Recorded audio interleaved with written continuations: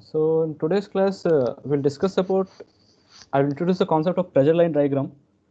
Uh, then I will discuss about current points, the top current and bottom current points in a beam. So let's start with a simple example.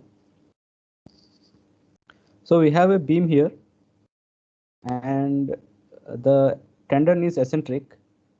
It is at a distance e from the neutral axis. So the distance between the cable, this is a cable line, and this is the neutral axis. So the eccentricity is E. It is constant throughout the cross section. So the cable line is located at distance E everywhere from the neutral axis. Okay, at every cross section. And there is this after force has been transferred, that P subscript O is acting on the concrete, and on top of it there is a external load which is coming onto the beam. So this external load is shown here.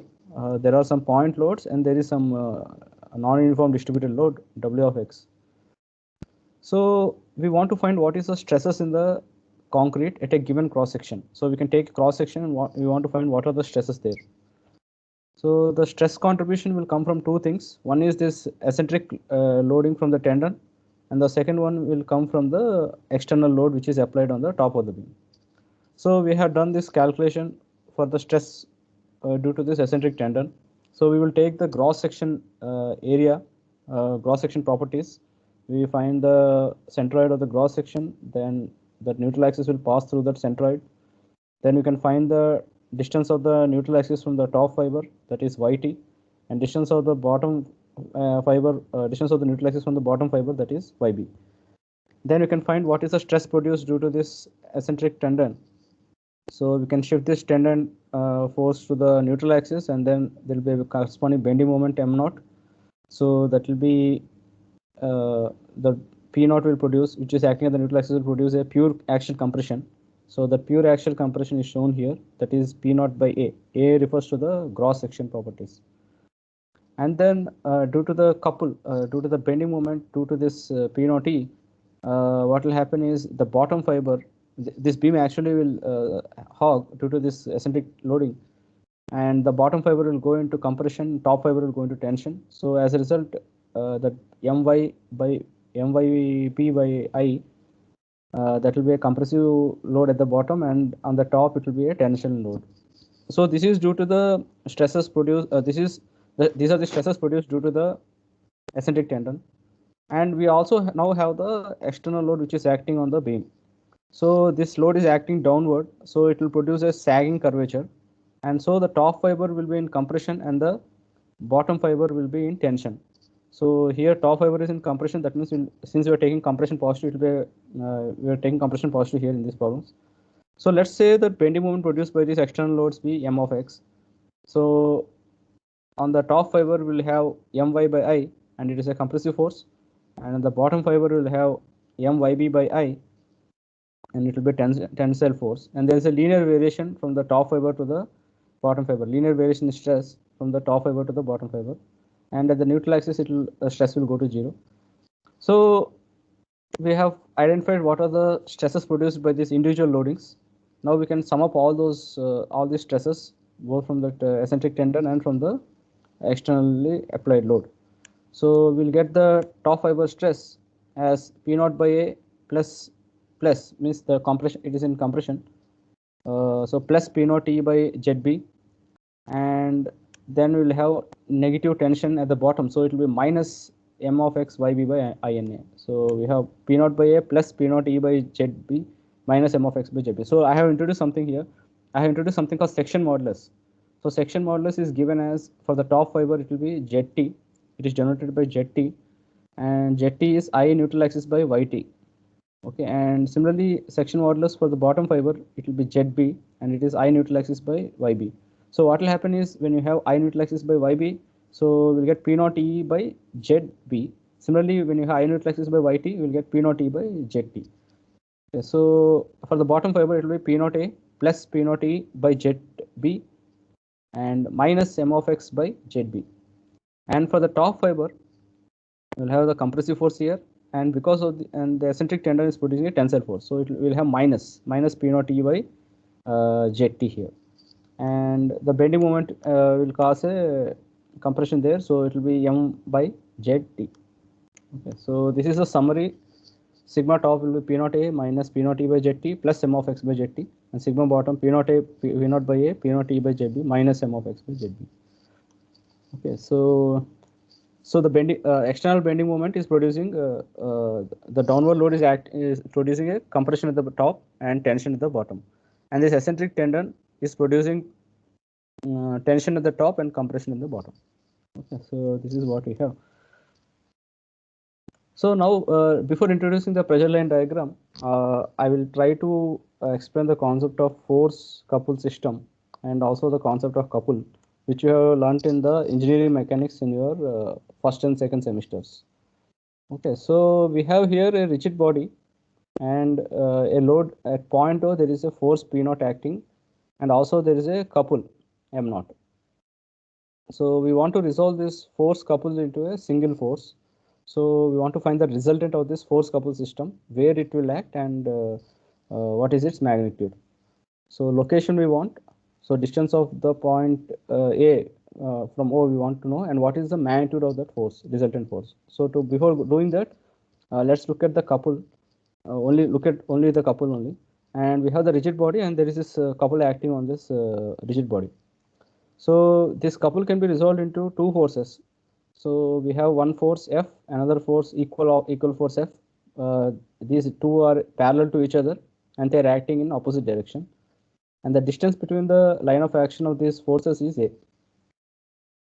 So the sum of the forces will be 0, and we can find at any point, if we can take any point in the rigid body, and we will see that the moment about that point will be F times A. Okay. So Fa should be equal to the couple M naught. Fa should be equal to the M naught. So we can find out the distance of distance A as M naught by F. Okay. So by choosing the distance between the two line of actions as M naught by F, we can get back this couple. So there is no specific direction we can for these forces. We can have forces like this also. So this couple is in anti-clockwise direction. So this F and this F will produce an anti-clockwise rotation and anti-clockwise moment. Okay, so as long as Fa is equal to M naught, we'll have the same result. Okay, all these are equivalent. So we can have a force in the horizontal direction. So we need to make sure that these forces will produce a anti-clockwise moment. So F and F, these two will produce anti-clockwise, and we choose Fa is equal to M naught. Okay. So with this background in the couple, we'll come back to this force couple system. So we want to transfer this force couple system as a single force. So we have this M naught, and this M naught will now resolve into two forces, F and F, just like what we have done here. We have F and F here. So same thing we do. We put F there and F here. Okay. Now we have to choose. We already know Fa should be equal to M naught, because the resultant of this forces will be 0, and the moment produced will be M naught. So Fa should be equal to M naught. And here we make a choice here. Choice of F is unknown. So we choose F such that it is equal to P naught. So what will happen if we choose F is equal to P naught? We get A value as M naught by P naught.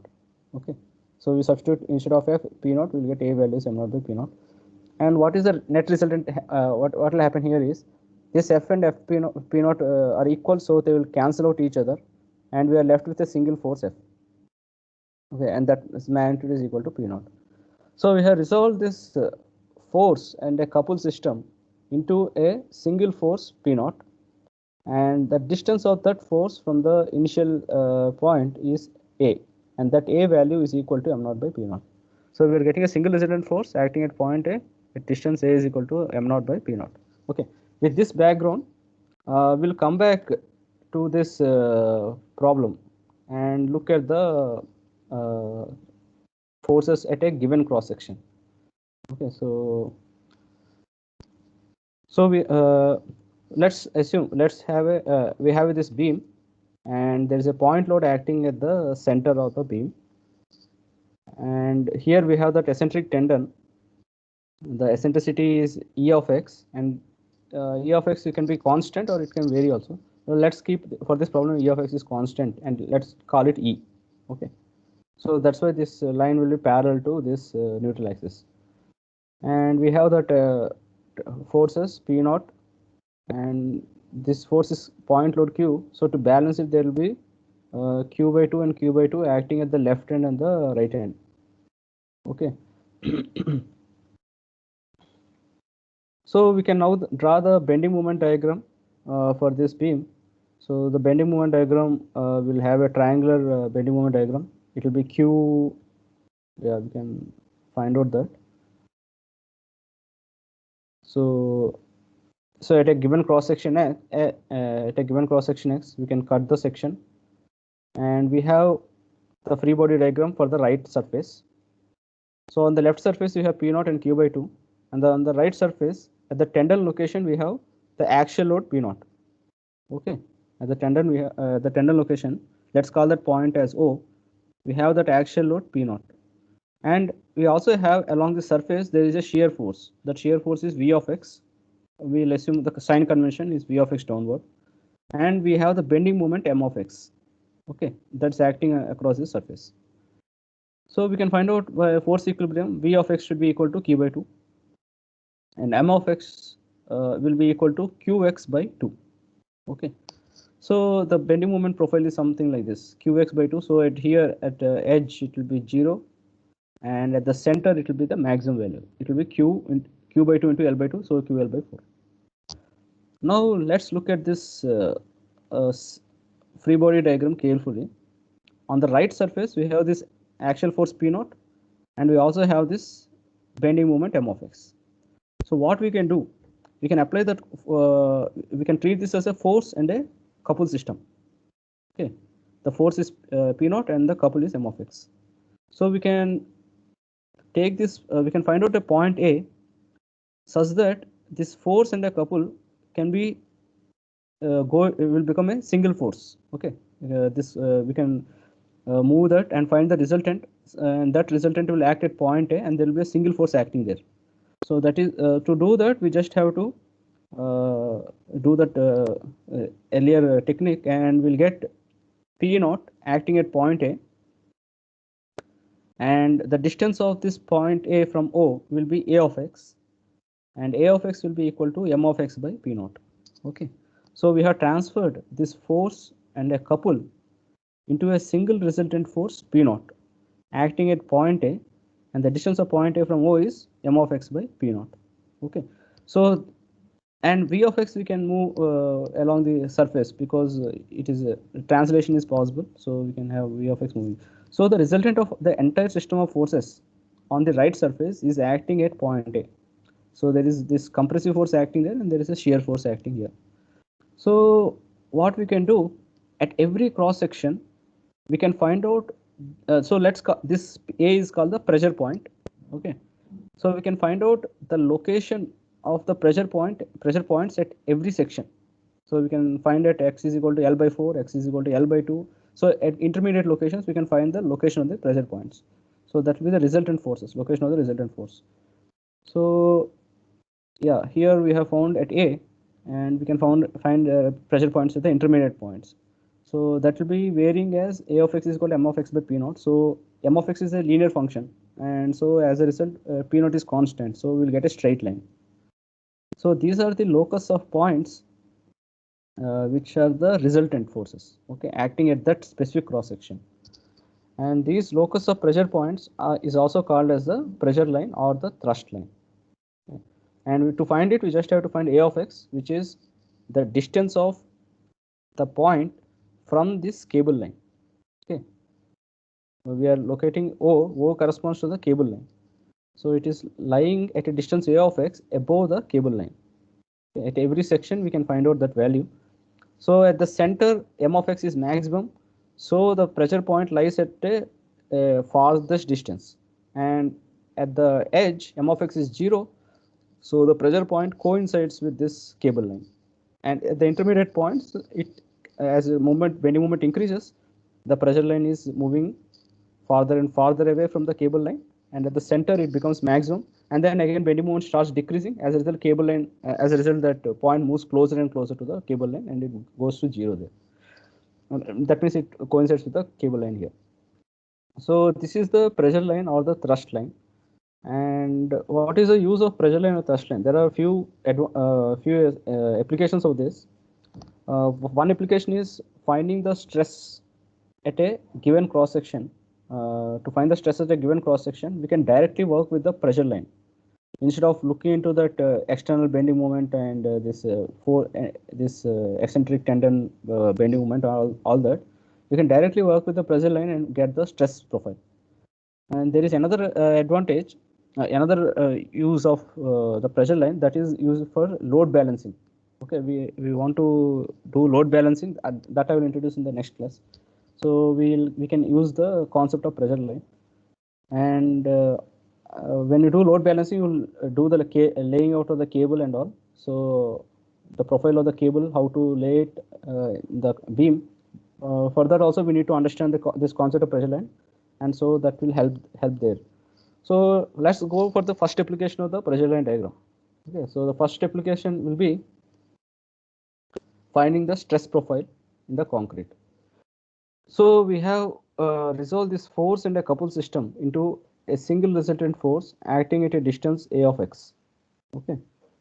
Now we want to find what is the stress profile at this cross section. So we will introduce one term called E prime of x. And what is this E prime of x? It is distance of this pressure point A above the neutral axis. Okay, so at what distance it is located? Above the neutral axis. So E prime of x is, in terms of A of x and E of x, it will be A minus E of x. Okay. So that is what we have here. E prime of x is A of x minus, since for this problem E of x is constant, we have a constant E. So again, if you look at this problem, we have this P naught acting at a eccentricity of E prime of x with respect to the neutral axis. And what we can do, we can again move this P naught to the neutral axis, and we'll have a bending moment P naught E prime. Okay. So we have this P naught, and we have this M prime, the bending moment, which is P naught E prime. So what is the stress due to this P naught and this bending moment M prime? So at the top fiber, there will be two parts. One will be the compressive stress produced by this P naught, and the other one will be the stresses produced by this bending moment. Okay, so this compressive stresses will be uniform across the section, and that will be equal to P naught by A. And this bending moment, what will happen is, it is a sagging bending moment. So at the top fiber will be in compression, and bottom fiber it will produce tension. So we can find out that stress in the concrete in the top fiber, we have P naught by A plus M prime by ZT. Okay, because top fiber will be in compression, because this is a sagging bending moment. So P naught E prime by ZT, and the bottom fiber it will be P naught by A minus P naught E prime by ZB. Okay, so this gives a very simple way to calculate the stress at the top and stress at the bottom at a given cross section. And then we can join those two stresses and by a straight line, because there is a linear variation, and we can get the stress profile. And if you look carefully here, this whatever we have got here is same as what we have calculated earlier, the first formula we got for. So let's compare with that. So we have E prime. What is E prime? E prime is A of x minus E. Okay, sigma top is P naught by A plus P naught by ZT, A of x minus E. So what is A of x? A of x is M of x by P naught. So we have P naught by A minus P naught E by ZT plus P naught by ZT into M of x by P naught. So P naught and P naught will cancel out, and we'll get back this original formula. So P naught by A minus P naught E by ZT plus M of x by ZT. So this is same as what we have done in the first case. We have P naught by A minus P naught E by ZT plus M of x by ZT. So the same thing we can get by applying this concept of pressure line. So we can find out the pressure point, and we can find out the location of the pressure point above the neutral axis, and then that distance is E prime of x, and then we can get the stress at the top, stress at the bottom, and which happens to be, if you do the algebra, you will get the same answer, P naught by A minus P naught E by ZT plus M of x by ZT. Similarly, for the bottom fiber, if you do that, so P naught by A minus P naught by ZB into E prime of X, which is A of X minus C. So P naught by A minus and minus will become plus. So P naught E by ZB, that is a compressive force, and there is the tension force, minus P naught by ZB into M of X by P naught. So P naught will cancel out, we'll get minus M of X by ZB. So one of the application of the pressure line diagram is we can find out the stress profile at any given cross section by finding out how, the distance between that pressure point and the neutral axis. And once you find that, then you can apply this formula: P naught by A plus P naught E prime by ZT, and bottom fiber P naught by A minus P naught E prime by ZB. Okay. So I will take a break, and then I will solve some examples where we will draw the pressure line diagram for some loading scenarios.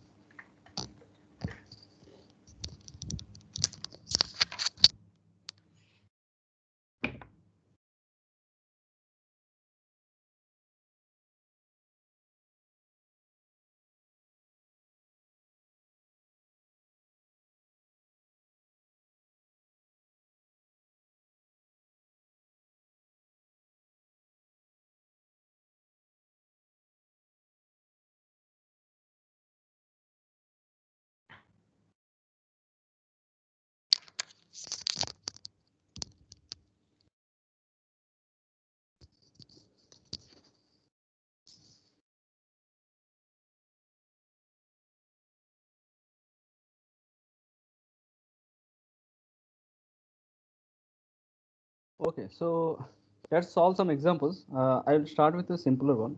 Instead, I did a little complicated one. Okay, so we have a rectangular cross-sectional beam with width 120 millimeters, height 300 millimeters, and the span of it is simply supported. The span of the beam is 6 meters, and there is a uniformly distributed load acting on the beam, which is 4 kilonewton per meter, and it includes the self weight. So the tendon eccentric force after transfer is P naught, which is 180 kilonewton, and the eccentricity is 50 millimeters with respect to the neutral axis. So it is 50. The cable is laid at a distance of 50 millimeters below the neutral axis. Okay, and it is constant. So the cable has a it's a straight cable.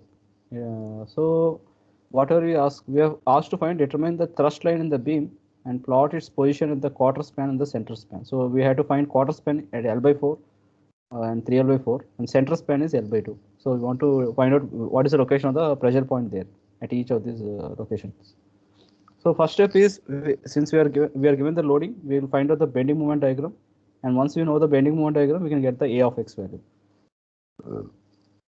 So we have the simply supported beam subjected to the UDL, span is 6 meters. So total downward load will be 4 into 6, 24 kilonewton, and half of it will come here, half of it will go there. So it will be 12 kilonewton here and 12 kilonewton there.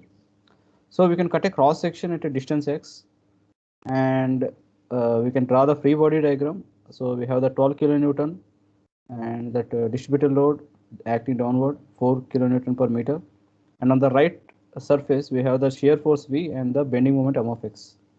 So we can apply the bending moment equilibrium about this right surface. So M of X will be a clockwise, anti-clockwise, so it is taken as positive, and Qx into x by 2. The lever arm is x by 2, the load is Qx. So Qx into x by 2 is also in the anti-clockwise. So we'll have Qx square by 2.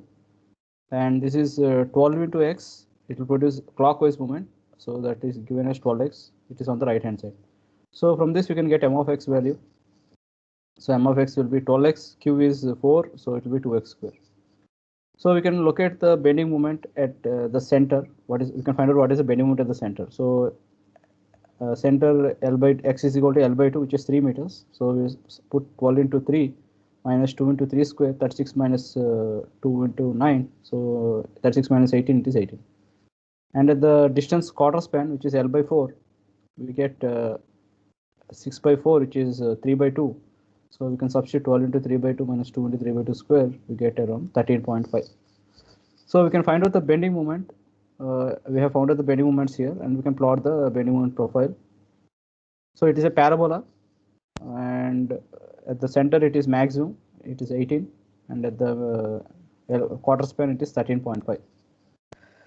So once we know the bending moments, then we can find out the pressure line, thrust line, or the thrust line.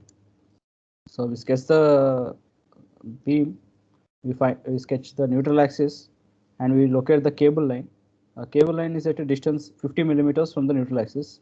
So and it is constant eccentricity. So it is a straight line parallel to the neutral axis. And we can calculate what is the location of the pressure point A from the cable line. So at each location. So for that we will use this formula. A of x is equal to m of x by p naught. Okay, so at the center, so at the quarter span, we have bending moment of 13.5. So we can find out what is A at that is 13.5 kilonewton meter by 180 kilonewton. So we'll get around 75 millimeters. So the location of the pressure point at this quarter span is 75 millimeters above the cable line. Similarly, we can find out what is the location of the pressure point at the center.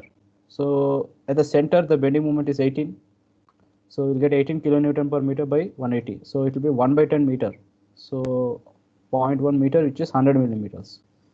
So at the center, it is at 100 millimeters above the cable line. So once we are located, so the remaining part of the cable line, remaining part of the pressure line we can draw. We can complete a parabola here. So we have 100 here, 75 here, and 0 here. The pressure line coincides with the cable line at this point and at this point.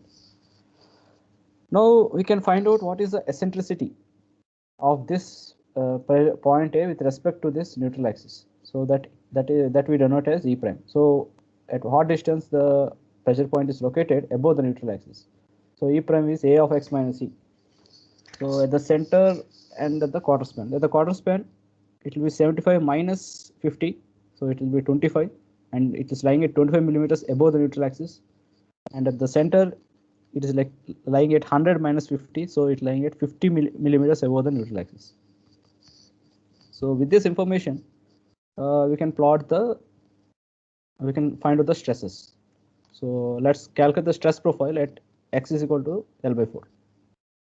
So this is the free body diagram. We have P naught, 12 kilonewton shear force, that is a reaction, and we have the shear force V, and we have the pressure point, which is the resultant of the bending moment and the couple. Okay, that is at a distance of 75 and at a distance of 75 millimeters from the cable line and 25 millimeters from the neutral axis. Okay, so we can find out what is the stress produced by this P naught at the top and at the bottom.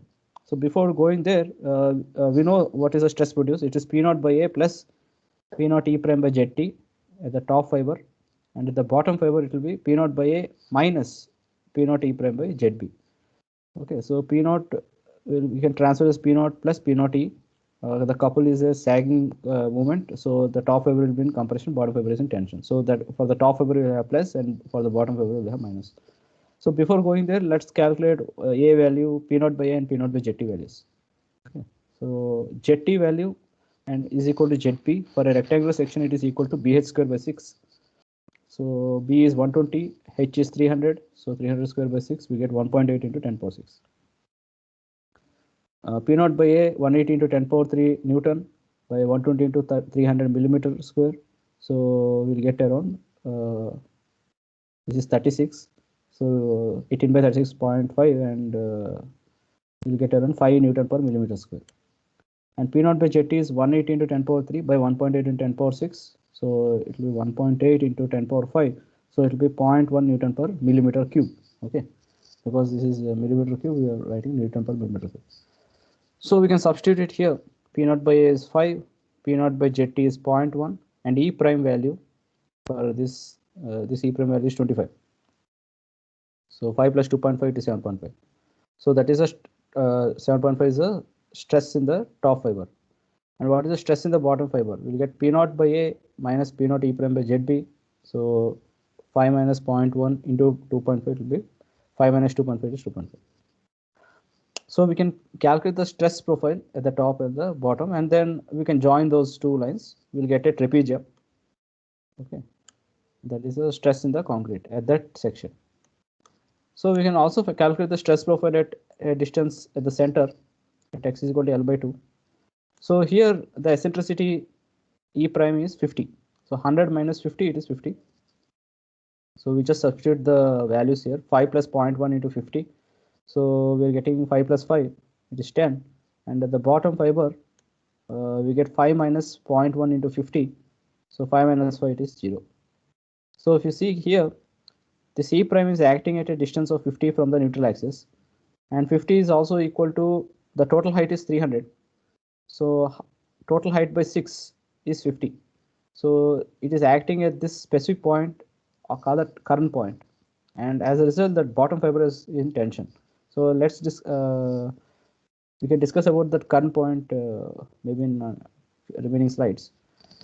Okay, so this is one application of the pressure line diagram. So we can do a similar study for a point load. Okay, so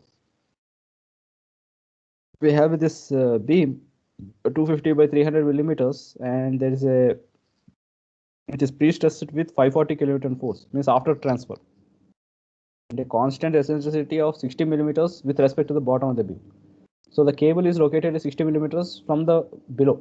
Okay, 60 from the bottom of the beam, it lies at 60 millimeters offset. Okay, and the beam supports a concentrated load of 68 kilonewton.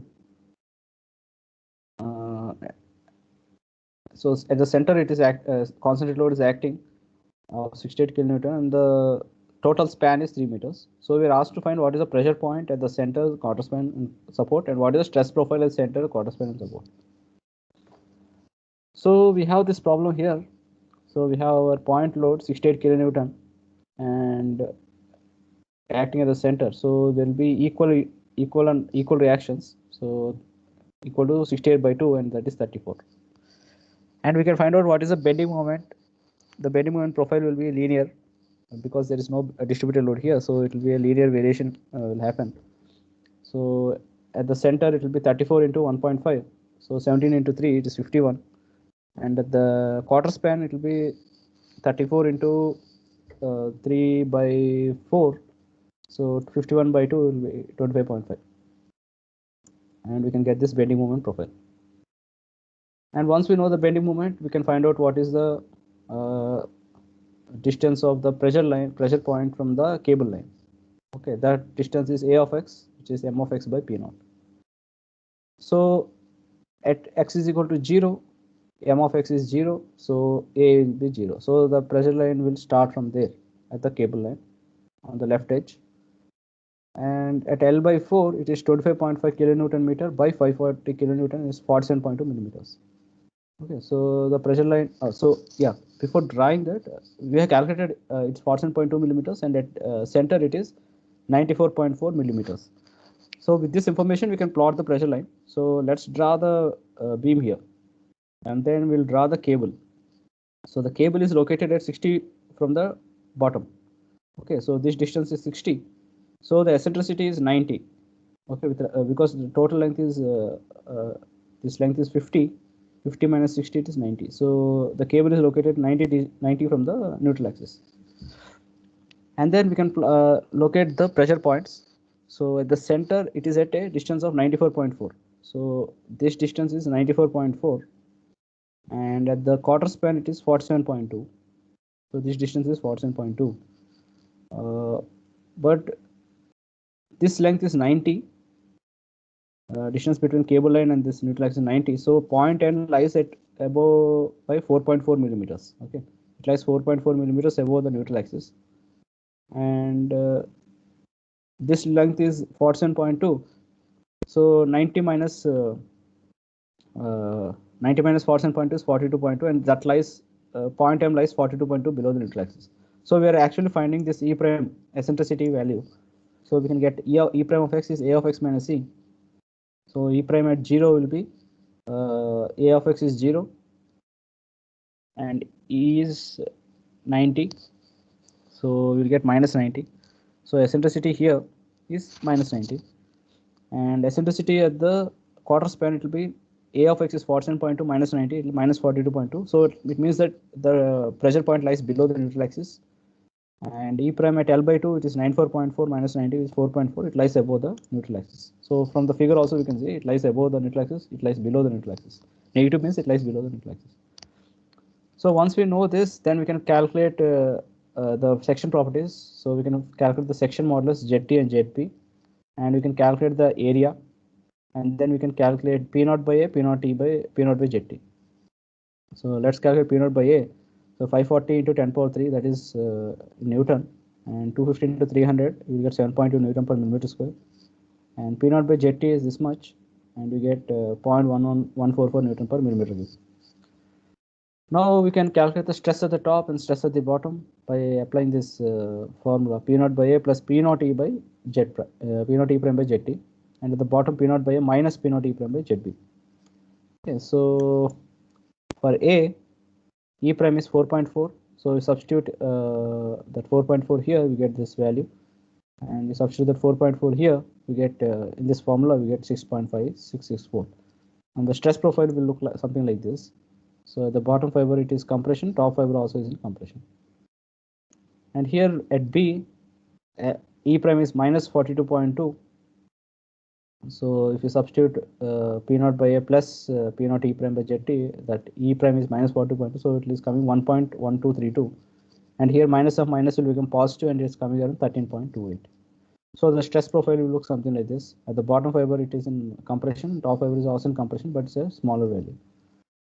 And at the at this location edge, E prime is minus 90. So what is happening? Sigma top is in tension, minus 576, and the 5.76, and the bottom fiber is in compression, 20.16. So we have a stress profile like this, minus 5.76 and 20.16 at the edge, this edge and this edge. Okay. So this is another example of using the pressure line diagram to find the stresses at the top fiber and the bottom fiber at every cross section, at the quarter span and the center, and also at this edge. So now what we will do, we'll discuss about the concept of the current point. Okay. So we have the pressure line, resultant of the pressure that is acting at point A, or the pressure point. Okay. So we define current line as a set of current points. So the top current line consists of top current points, and bottom current line consists of a set of bottom current points. So each current point lies at a distance of h by 6 above and below, okay, above the neutral axis and below the neutral axis. So let's find out what does KT mean. KT is the top current point. It lies at h by 6 above the neutral axis. So if P, so the eccentricity with respect to the neutral axis is plus h by 6. And if force P naught acts at this top current point, that means you have that cable line, we have that force P naught here, and there is a shear force here with a bending moment and a axial load P naught, and we are transferring that P naught to this point. It will become a single resultant force P naught here. Now, if this P naught acts at this current point, top current point, which is at a distance h by 6 above the neutral axis,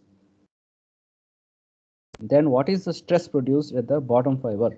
So we can find out that. So before doing that, we'll calculate A naught, which is area of cross section BH, and the section modulus ZB, which is BH square by 6. So what we will have here is sigma bottom will be P naught by A minus P naught E prime by ZB. So P naught by BH minus P naught E prime is h by 6 and BH square by 6. So we'll get h and h will cancel, 6 and 6 will cancel, we'll get 0. Okay, P naught by BH will get, and this term will go to 0. So if the pressure point lies at the top current point, then the bottom fiber will have 0 compression, or that will be 0 force stress acting there. And what will happen? So when will the bottom fiber will be in tension? So this fiber, when it will be in tension, when sigma bottom should be less than 0. Okay, so if you substitute that, so P naught by BH minus P naught E prime by BH square by 6. So we can send this term to the right hand side, and BH square by 6 to the left hand side. Then it will become E prime should be greater than h by 6. So if the pressure point P lies above the current point, then the bottom fiber will go into tension. So that is the main conclusion we can get. So as long as P naught pressure point is lying below the current point, top current point, the bottom fiber will be in compression. But once it moves above the current point, top current point, the bottom fiber will go into tension. Okay. And similarly, we can have the bottom current point. So if P naught lies above KT, then bottom fiber goes into tension. Now we can also define the bottom current point. So that bottom current point lies at h/6 below neutral axis. So the E prime value will be minus h/6. So according to the definition, we are treating that as a distance above neutral axis. So since it is lying below, we'll represent with the negative sign, minus h/6. So if P naught acts at this bottom current point, what will happen? So we can find out what will happen at the top fiber. What is the stress produced at the top fiber? So sigma top will be P naught by A plus P naught E prime by ZB.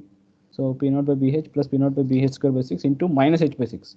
So what will happen? H will cancel, 6 will cancel. We will be left with minus P naught by BH. So this and this term will cancel out. We'll get 0.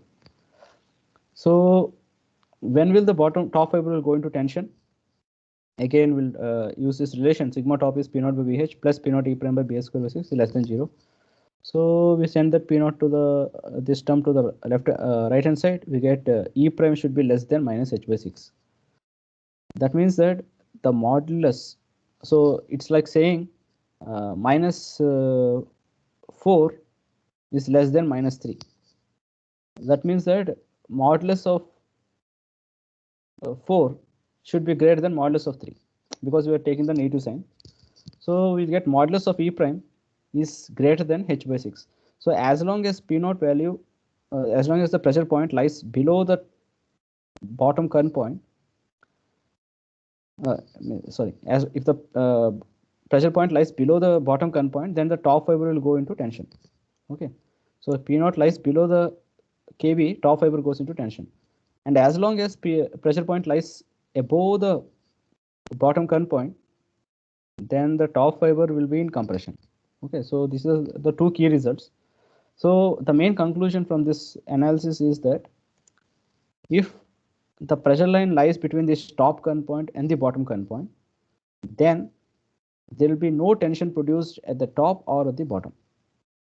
There will be pure compression in the there will be only compression in the concrete at any given cross section.